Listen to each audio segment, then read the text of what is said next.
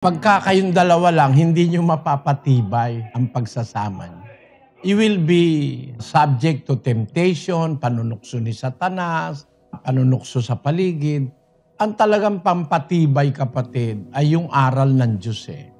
At yun ang ipinangangaral ng mga mangangaral ng Diyos. Ang ginagawa nila, patibayin ng mga Kristiyano sa pamamagitan ng aral ng Diyos. Basahin natin ang Gawa ng mga Apostol, 14:22. Na pinatitibay ang mga kaluluwa ng mga alagad at inaaralan sila na magsipanatili sa pananampalataya at sa pamamagitan ng maraming mga kapighatian ay kinakailangang magsipasok tayo sa kaharian ng Diyos. Ang ginagawa ni Pablo at ng ibang mga apostol, pinapatibay nila ang kaluluwa ng mga alagad. Paano? Inaaralan sila na to remain in faith, manatili sa pananampalataya. At inaaralan silang pagdadating ang kapighatian, huwag silang mawalan ng loob. Kasi sabi ng talata, sa pamamagitan ng maraming mga kapighatian, kinakailangang magsipasok tayo sa kaharian ng Diyos. Kaya, ang pagkatibay ng isang tao, kinakailangan mo yung mangangaral na sa Diyos, gaya ng mga apostol. Kayong dalawa lang, hindi nyo mapapatibay ang inyong pagsasama. Kailangan nakakarinig kayo ng aral mula sa mangangaral na nangangaral ng totoo. Basahin natin ang unang Korinto 14:3. Datapwat ang nanghuhula ay nagsasalita sa mga tao sa ikatitibay at sa ikapangangaral at sa ikaaaliw. Tinranslate na nanghuhula. Sa English, he that prophesieth. Yung prophesying sa Biblia, sa New Testament, ang kahulugan nun, nagsasalita siya sa pangangaral, sa pagpapatibay at sa pag-aliw.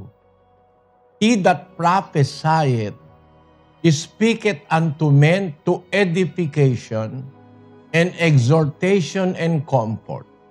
Yung nangangaral, nanghuhula, ang kahulugan kasi nung nanghuhula, nangangaral. Hindi yung manghuhula sa Quiapo, no?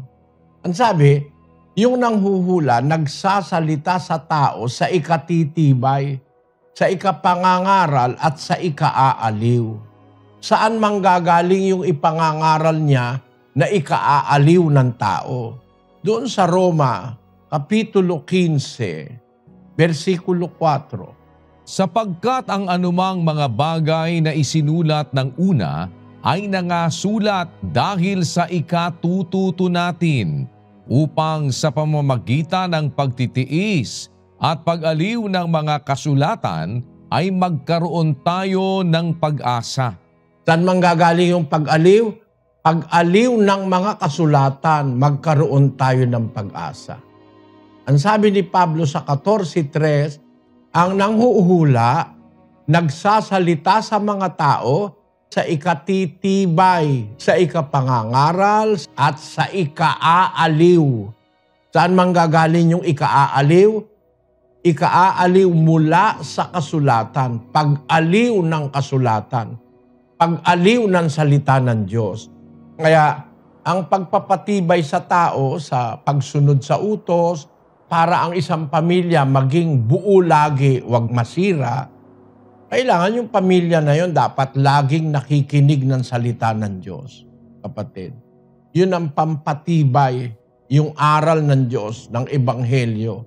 1:23 ng Kolosas. Kung tunay na kayo'y mamamalagi sa pananampalataya na nababaon at matitibay at di makilos sa pag-asa sa Ebanghelyo na inyong narinig. Ang Ebanghelyo na naririnig nila, sabi ni Pablo, kung kayo'y mamamalagi sa pananampalataya, nababaon at matitibay. Bakit matibay? Di makilo sa pag-asa sa Ebanghelyo. Yung Ebanghelyo, yun yung aral ng Diyos. Kaya yung aral ng Diyos, walang duda, kapatid, yun ang magpapatibay. Kasi sa Ebanghelyo nakalagay, Lalaki, iibigin mo ang iyong asawa gaya ng iyong sariling katawan.